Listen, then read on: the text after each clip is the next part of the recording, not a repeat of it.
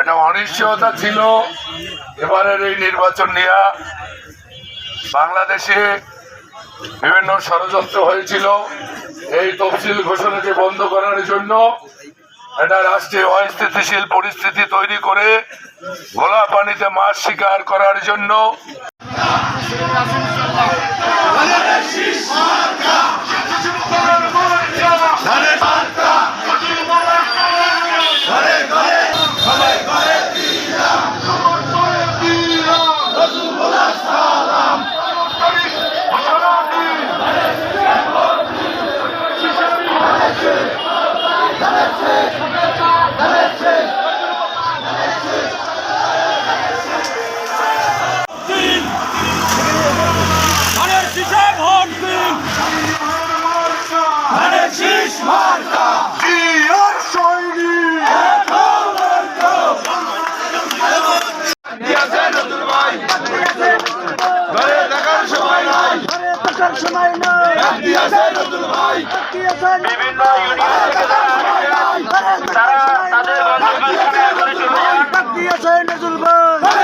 একটা অনিশ্চয়তা ছিল এবারের এই নির্বাচন নিয়ে।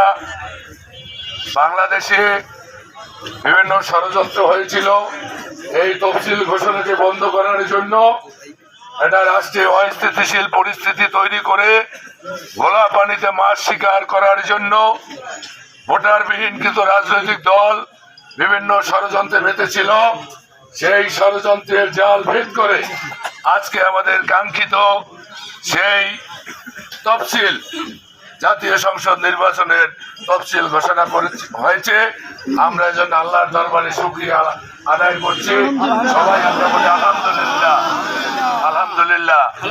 এবছর ইনশাল্লাহ এই নির্বাচনে বিএনপি রাষ্ট্র ক্ষমতায় আসবে 250 থেকে 350 আসন নিয়ে। আমরা বরগুনার মানুষ এবার তারেক রহমানকে, খালেদা জিয়াকে সর্বপ্রথম এই বরগুনার আসনটি আমরা উপহার দিতে আমরা সক্ষম হব। ঐতিহাসিক ক্ষণ, বাংলাদেশের মানুষ দীর্ঘ 16টি বছর ভোটের অধিকার ফিরিয়ে আনার জন্য এই বাংলাদেশের 18 কোটি মানুষ আন্দোলন এবং সংগ্রাম করেছিল।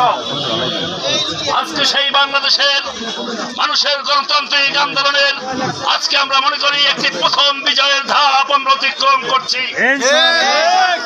আমরা মনে করি বাংলাদেশের 20 কোটি মানুষের আকাঙ্ক্ষিত যে নির্বাচন, সেই নির্বাচনের ষড়যন্ত্রকারীরা আজকে হেরে গিয়েছে।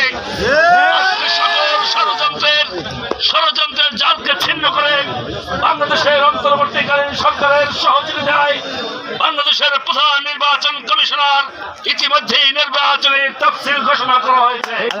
আগামী 12ই ফেব্রুয়ারি জাতীয় সংসদ নির্বাচনের দিন ঠিক করা হয়েছে, ধার্য করা হয়েছে।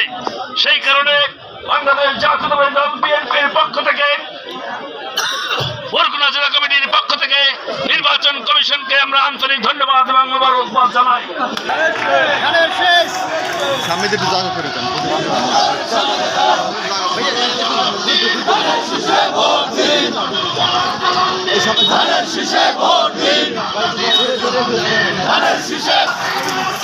সবাই একটু দূরে।